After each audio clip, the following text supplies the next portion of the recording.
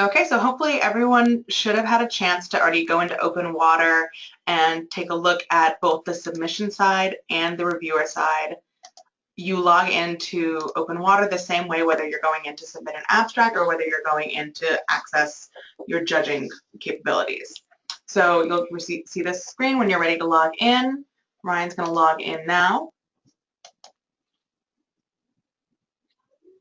And it'll take you to a page where it kind of asks you whether you want to go into the applicant portal or the reviewer portal. In this case, you want to go into the reviewer portal. Once you're in there, you'll see different rounds. So currently, you're seeing the first kind of 3 rounds: our preview round, our first choice round, and our second choice round. These are really for demo purposes. As soon as the webinar is over, I'm actually going to close the other few rounds, so you should only see the preview round in there. If you've gone in and taken a look already, you will see that you should have a little bit over 50 abstracts in there for you to already take a look at and have kind of a head start on our preview round. The preview round will remain open until we close abstract submission, and that'll give you an opportunity to go in, take a look at them, and start, you can either download them as PDF, you can look at them online and really access them from anywhere, giving you the opportunity to really examine them before we get into the rounds. So Ryan's going to click open on the preview round, and you'll see he has 4 abstracts there to evaluate. The preview round's a little different than all the other rounds because the round isn't judged. Everything that you see in the preview round is going into the first round no matter what. So all of the status will say not scored. He can open it, but he can't judge anything in this round. You'll also see below there's an option that says download all to PDF. So that's really if you need to be offline, you might be going on a trip or something, you want to read them on the airplane, something like that. You can download them onto a PDF. It'll show you the entire submission, and it'll include all the submissions that are entered. If you open one of the abstracts,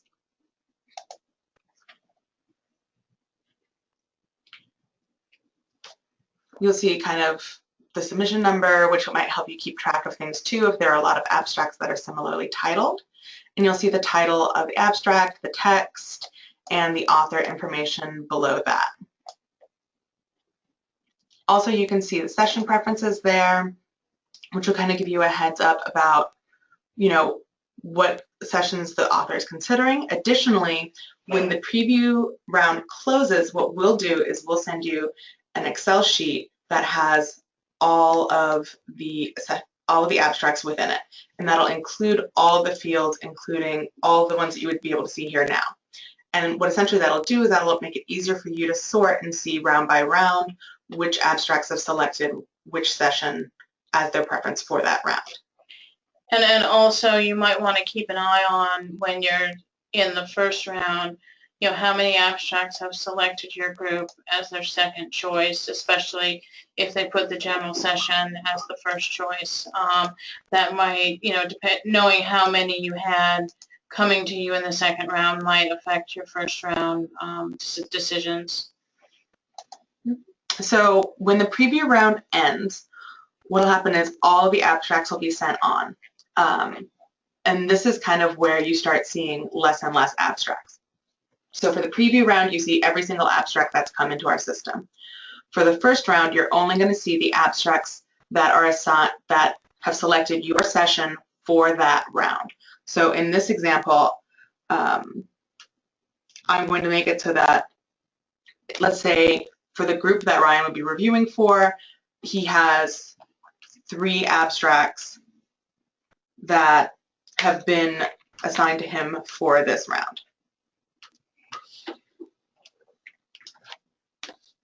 And as I go through and I'm doing the selection here, this is where most of the time is going to be taken, which is why you see a couple of days sometimes of a gap between when the round closes and then when the round opens, is because on the other side of OpenWater, we'll be assigning the abstracts to people as we receive information from you after your calls, letting us know that you're ready to select these abstracts.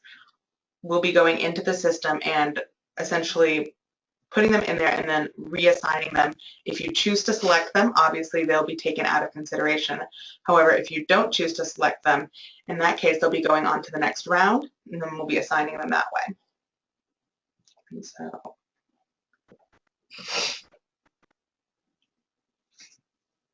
and let's take this opportunity to go over a couple of the timeline things and make sure that everyone's clear on the timeline of how we'll transition from round to round. Sure. And just starting at the beginning, you know, we know that we have Monday, September 14th as our abstract submission deadline. We also know confidentially that we're going to extend that to the 17th. And I think we're going to be a little sneaky about it and just have the email blast that announces that ready to go out at 10 o'clock in the morning on the 14th. So that way people will hopefully work on the abstracts over the weekend. But essentially the preview round is ongoing now.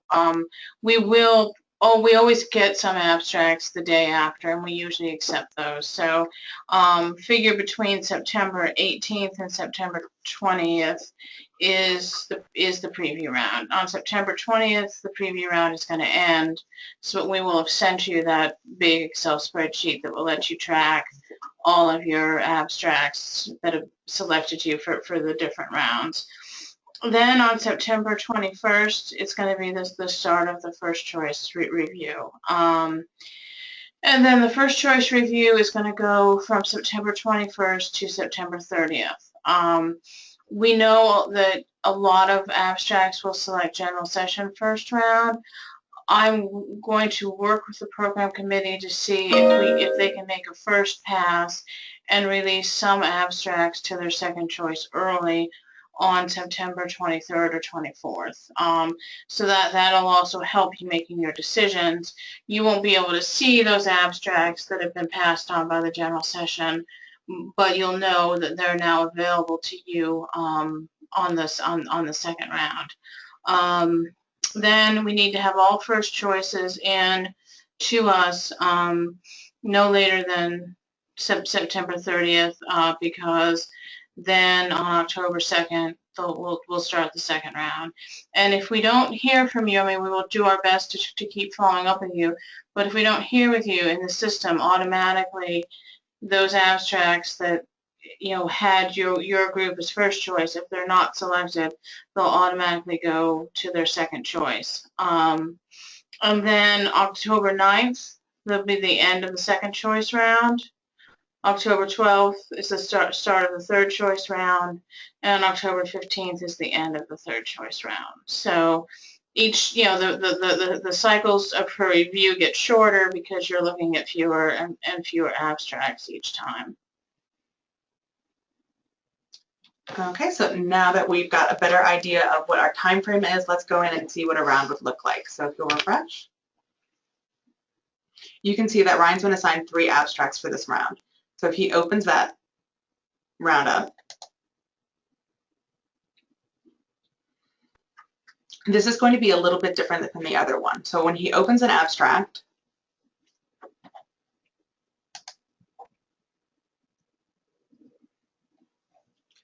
when he reads through it, takes his time, considers it, perhaps has already read it through in the preview round and knows he's ready to select it, at the bottom of the page, you'll see an option that says Save and Next.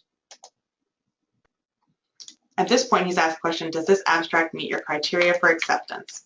So having read through the abstract carefully, has decided that, in his opinion, this would be correct for the session he's looking at, selects yes.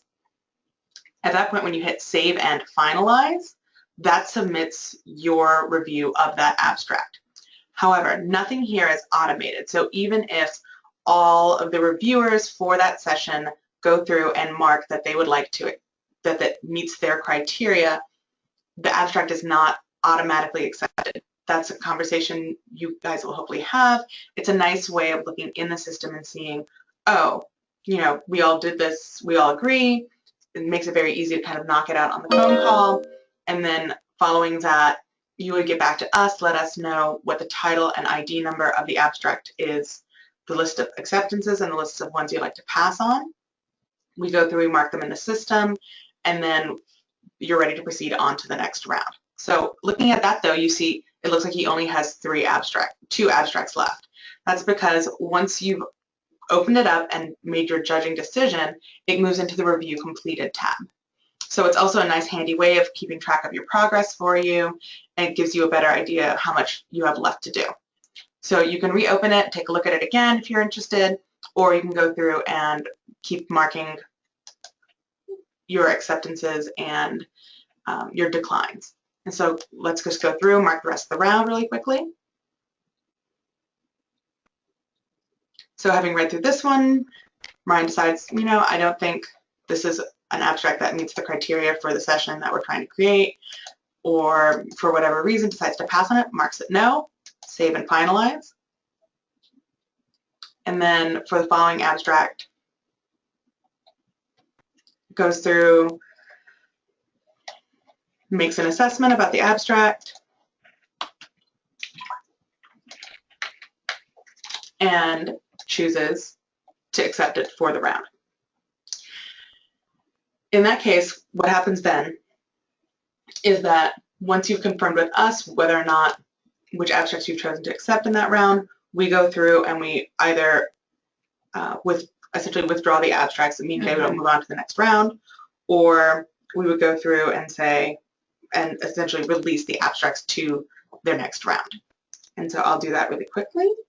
Yeah, and while Kate's doing that, again, what we kind of envision is that this will be a great tool for each committee member to, go through and review the abstracts on their own, go through the selection process. But really what you're doing is generating a score that then the program committee would have a phone call and discuss. And, kind of assuming that, if there are abstracts that every single person on the program committee accepted, and every single person on the program committee did not accept it, there probably wouldn't need to be a lot of discussion about those, and where most of the discussion would happen would be the ones in the middle. And then once you've had that call where you've conferred, you would get the list to Kate and I, and then we would go through and move the abstracts forward. And none of these sort of internal scores will ever be given to the authors. So there's no need to worry that someone will, think that they were accepted as 3 and someone else only is a 2.5 or anything. It's just all internal. Mm-hmm. So if Brian will refresh the page, we can see that in this case, for the second choice round, we have 1 abstract coming to us that was released in the previous round. So if he opens it up, you'd go through the same process and be able to make a judgment about whether or not you'd like to accept the abstract or pass on the abstract. It's the same process really for each round. Obviously, the real burden of time here is going to be having your phone conversation, making sure you're in agreement, and then conveying your interest in abstracts to us. Mm-hmm. I'd like to open it up now to any questions, so we're going to unmute everybody and hopefully give you guys an opportunity to ask any questions you have about OpenWater. And I'd like to stress that if at any time you have any questions about it, feel free to give us a call, send me an email, anything. Unmuted. Hi, this is Angela Campbell, BPG, and I have a couple of questions. First of all, when you're downloading the PDFs on the first page, does that download all of the abstracts in total, or is there a way to limit them? It'll download all the abstracts in total. Okay. And then Ruth just mentioned kind of a 2.5 or whatever number grading system. Are there any numbers involved here, or is it just a yes or no? No, it's a yes or no. The numbers more. Oh, the only thing, is everyone getting a really bad echo on that?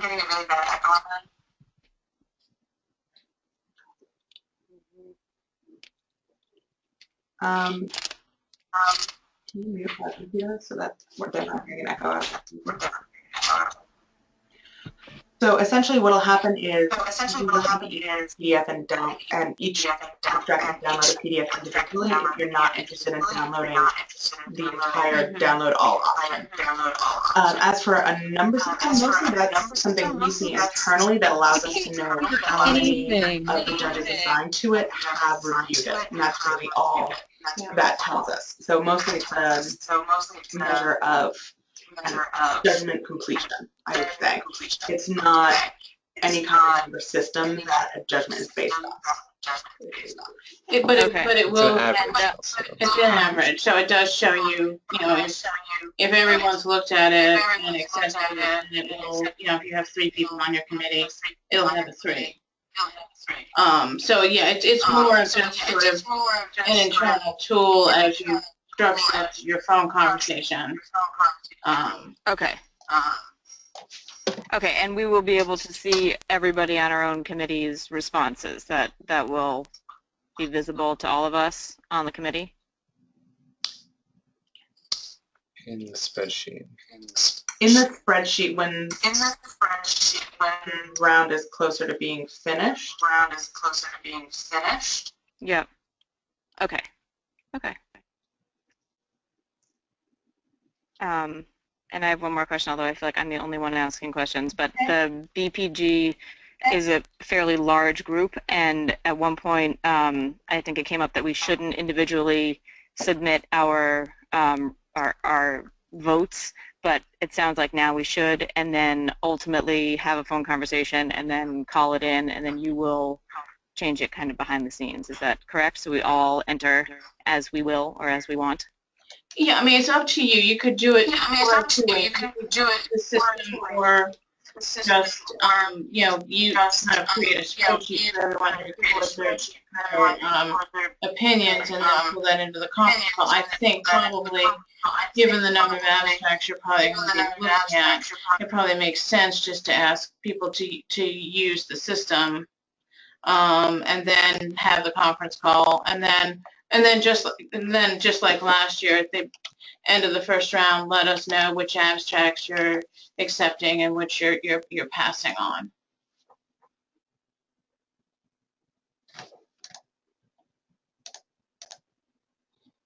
So because of the echo, we did end up muting everybody again for a minute.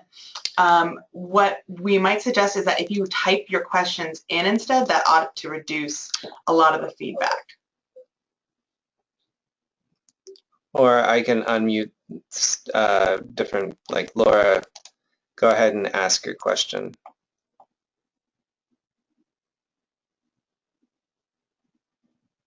Or you can type it. Laura says, I was wondering if we had an idea of how many papers we should accept. Well, then this gets into how much programming you're going to offer.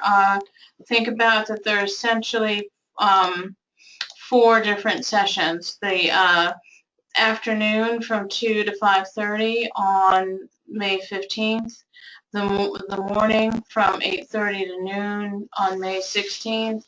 And then the shorter sessions on the last day, May 17th, 10 to noon, and then 2 to 4. And generally we think about a 30-minute paper, and that's something that we kind of try to keep uniform across the specialty groups so that people can move between the groups to hear different talks. So, each paper would be about 20 to 25 minutes delivered, and then that 5 to 10 minutes of Q&A after each paper, and then people would move. So that works out to, in each of the different blocks, of how many papers you're accepting.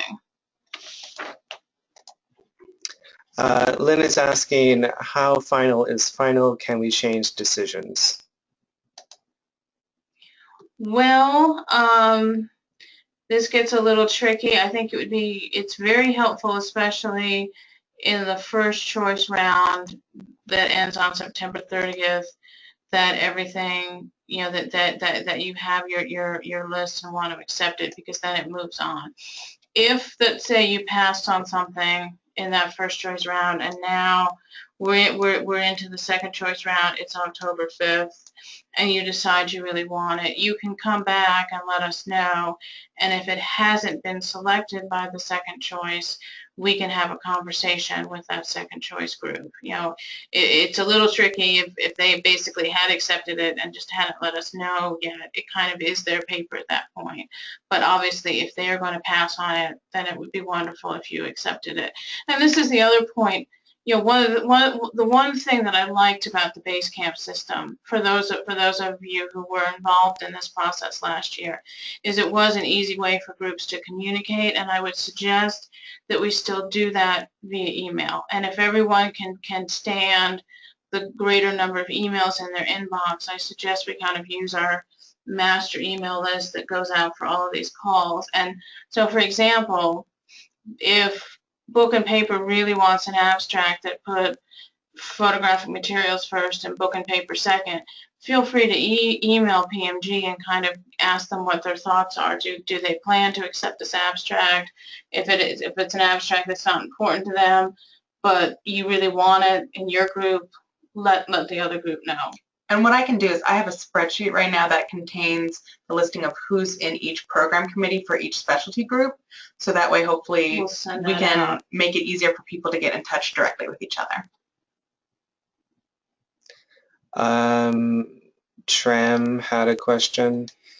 All right, go ahead, Tram. You're unmuted. Tram? You may have to unmute yourself, though. Yeah. Can you hear me? Yep, Yes. Go ahead. Okay.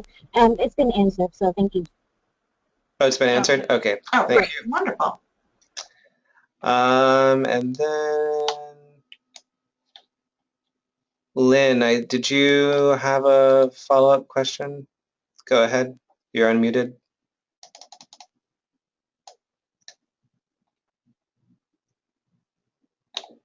Lynn,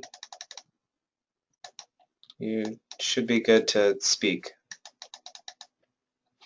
Okay, well we'll go back. I'll come back to her.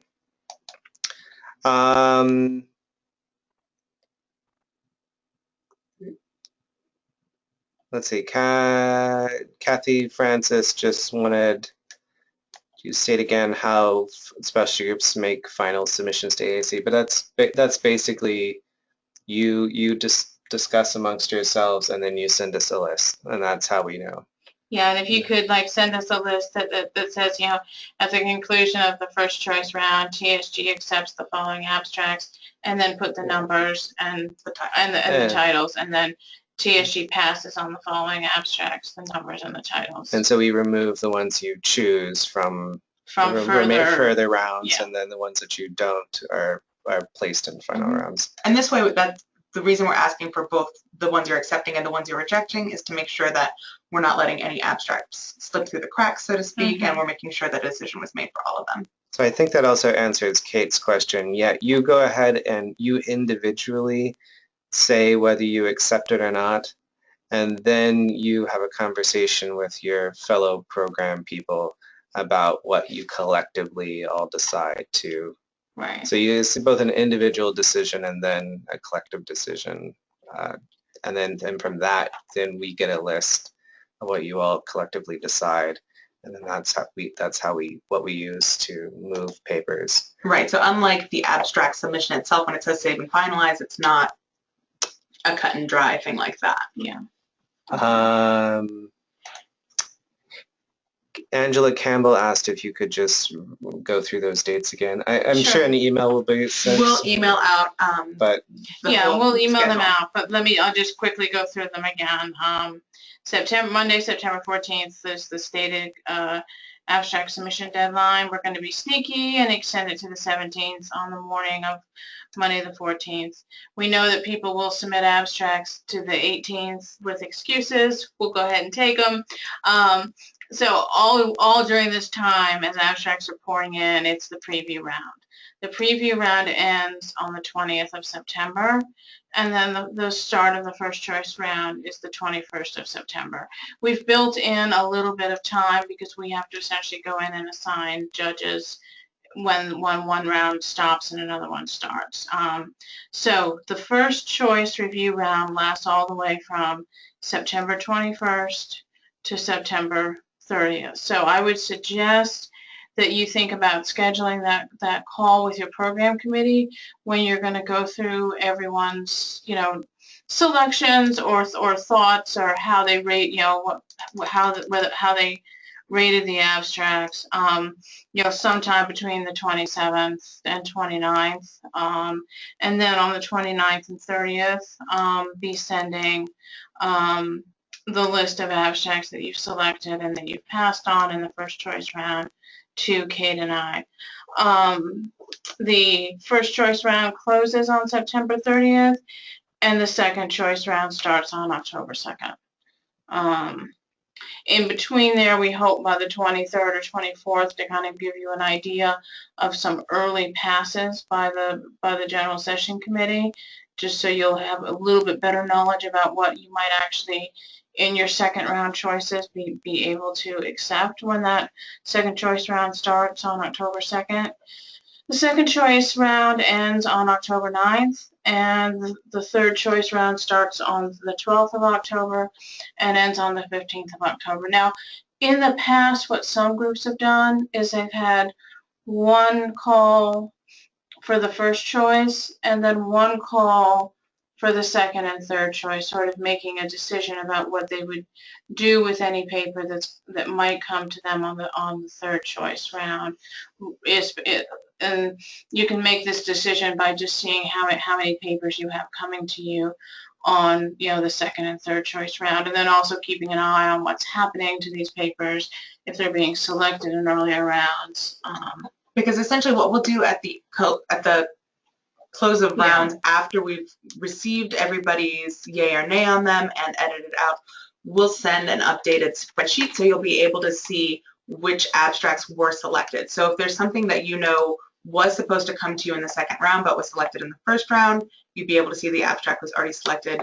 Even if you knew it was coming down the pipe all the way in the third round, let's say it's first choice session selects it, you'd be able to see that as well. So that'll help you filter out and make better decisions about, am I expecting, I might not have that many submissions in the first round, but I know I have a lot in the second round. That might affect how you judge things in the first round. Marie Catherine has a question about is there a way to filter the list of submissions in the preview round?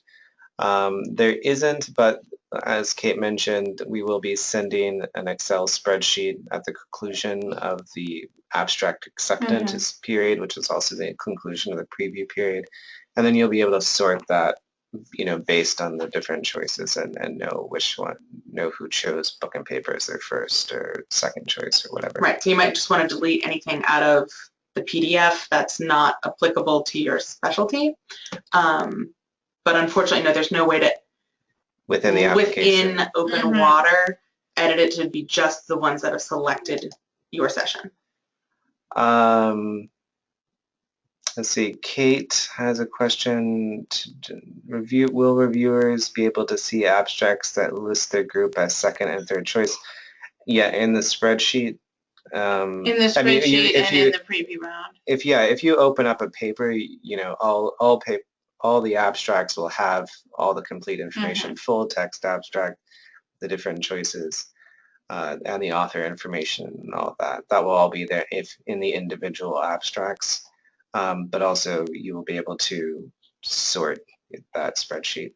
So that might be an easy way to, what you could do is when you receive the Excel spreadsheet, take a look, sort through, get the abstract identification number for all the abstracts that are for your specialty, and then search for them in the PDF that way. That might be a faster way of doing it.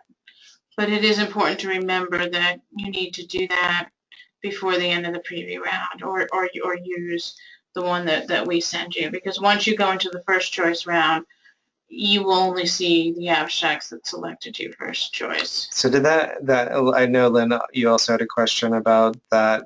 I mean, does that answer your question? You will be able to see the papers of the different sessions, for people who chose different session preferences, either in the individual abstract, when you open it up, or in the spread, you can sort the spreadsheet to see who chose book and paper second. Okay, you got it. Great. Okay, good.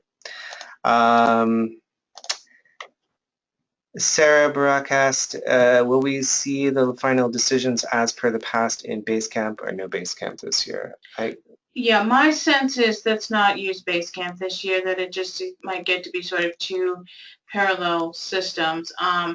When you email Kate and I, of course, we'll send that revised spreadsheet out at the start of the second round.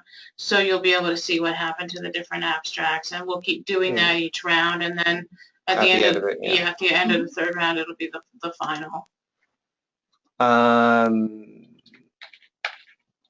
Up until Lynn also asked a question, up until the end of the decision period, can we change our yes and no? That yes. So basically, like, you just go into your View Completed tab, and you can open up the abstract of the ones you've completed, and scroll down, save and next, and you can change your response. So if you go back and think, oh, you know what, I found some better abstracts, this no longer meets my criteria, or whatever it is, and you just go back into the abstract as, you know, in your completed category, change your response and save and go back to the list. And then you can keep doing that up until the period ends. Once the period ends, then things get, you know, reshuffled. But So not until we hear from you. Right. After you've submitted your final say to Ruth and I, really that's kind of the end of that round, unless it's a really dire situation and you really absolutely need to change your decision. But if we don't hear from you, at some point we'll have to go ahead and, once the first choice round is ended, at least make those papers available to their second choice. Yeah, so I think, Laura, that also answered your question. Yes, you just go back into the reviews that you completed, the Review Completed tab, and change your response, and you can do that up until... And because it's just an internal mark of yay or nay, even if you had marked it yes, if you're having your group conversation with your specialty group and you think to yourself, and you're like, oh, I see that I did want to accept this, but I've changed my mind about it. I mean, so there's nothing that in the system that forces it to be accepted, even if you voted yes. Fiona has a question. Is there a mechanism for recommending an abstract be accepted as a poster rather than a presentation? Essentially, you would decline it for that round, and at the end of the third round, the abstracts that have not been accepted in any round, we'd be happy to take it under advisement then and move it. We have an additional poster round, essentially, because poster abstracts are open until October 1st. So we'll have plenty of posters coming, we'll have plenty of abstracts coming in that people intend for them to be posters essentially all along.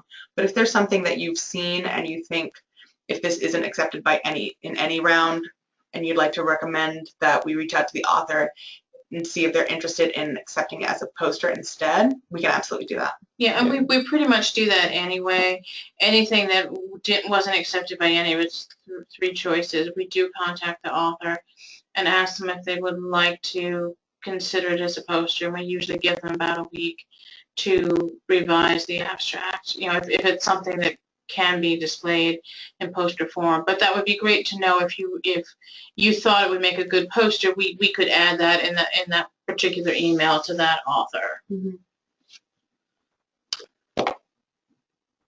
Yeah, so all abstracts, any abstract that's been declined, passed on, eventually makes its way to the poster round. Right, you know. We maybe weed out a couple that we obviously, it's very theoretical or something that just can't be displayed as a poster. There's a major multimedia component of it, something like that. Karen has a question. Can you provide a list of email addresses of the specialty group program community so you can communicate about, you know, abstracts across the different sessions?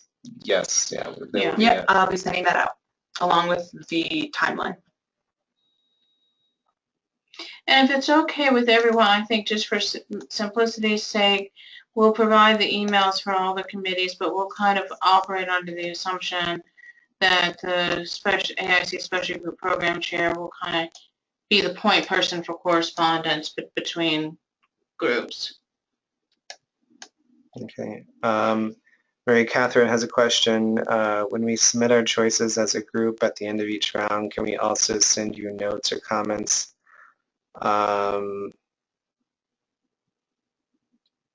Yeah, I mean, an email, whatever whenever your group like writes your email to us and you list which ones you accept and which ones you decline, just include that commentary in the. Yeah, that would be fine. And then generally, this is sort of getting into like a second. AIC handles all of the rejections, and we'd like to handle all of the acceptances, but if your group feels strongly that you would like to send out the acceptance emails, that's fine. So one reason we handle all of the rejections is that we try not to reject someone until we absolutely have to, and until you go through the rounds. And then, for the acceptances, we do ask, we very quickly get the person in contact with you. But if there is some specific information about any abstract that you would like us to communicate with the author, we can do that. But we do ask that you hold off on any acceptances until after we've been able to get through all the rounds. That way somebody's not receiving an acceptance, on September 20th and then telling all their friends that they're so excited to have been accepted at the annual meeting, and I think we get like 500 emails from people going like, well, where's my notification? Yeah, so that way we actually delay the acceptances quite well into October, because we try to get all of the rejections out, except maybe those that are still under consideration for the poster, and then send the acceptances. So the people who are not accepted by any of their choices are notified first, and then those that are being accepted are notified all at the same time. All at the same time. Well, that's it for the questions so far. Does anyone have any other question? Oh, wait, maybe I missed one.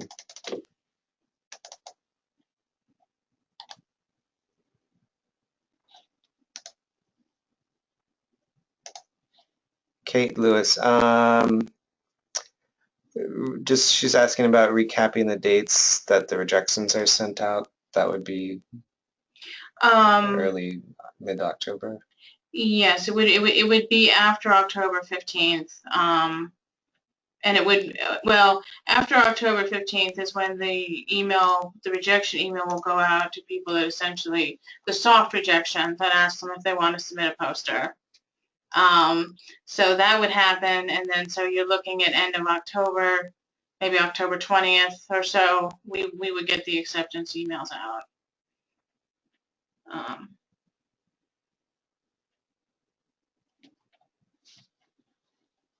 Oh, and then just a quick word about, we do often, while this process is going on, get late abstracts in. And my opinion about late abstracts is that we take them up until when considerations are still going on, and then kind of leave it up to the specialty groups how much weight they want to put on the fact that the person didn't meet the deadline versus what the abstract looks like. So late abstracts will enter whatever round they get themselves into. Laura had a question, and it's actually a very good one. I don't think we just like glossed right over that very important fact. Mm-hmm. But yes, you use your same AIC login, your same email address, primary email address, and your same password to log into this system. The system will recognize it. To navigate to the tool, you can either go to the abstract page, there'll be a link there, or you can go straight to aic.secure-platform.com and go straight to that, and then that log in there with your same AIC login. aic.secure-platform.com/a.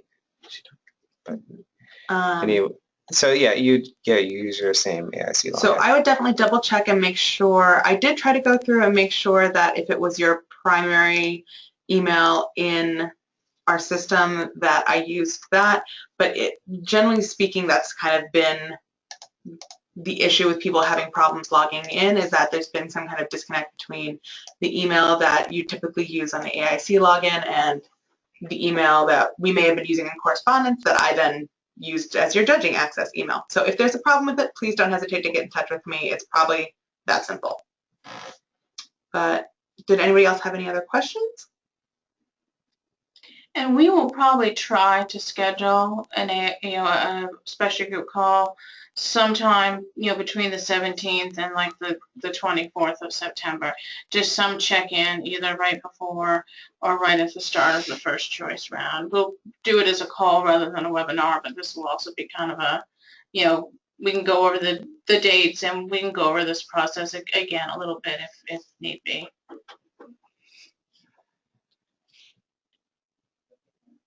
Okay, I think if we don't have any other questions, I think we'll be ready to.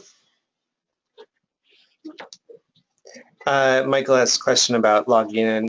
Yeah, and we'll send how to log into the site in an email, like with the same email that will probably send out the dates, all those dates, the relevant dates. We'll also send information about how to log in.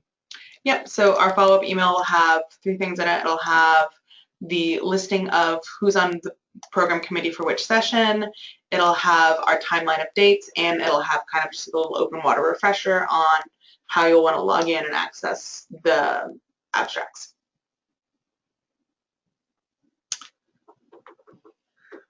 Okay, if there are no other questions, I think we can go ahead and end the webinar and everyone can go about their afternoons. Absolutely. And if you think of anything, please don't hesitate to call or email, and hopefully we'll get that answered for you. Wonderful. All right, thank you. Thanks for joining us today, everybody. Take care.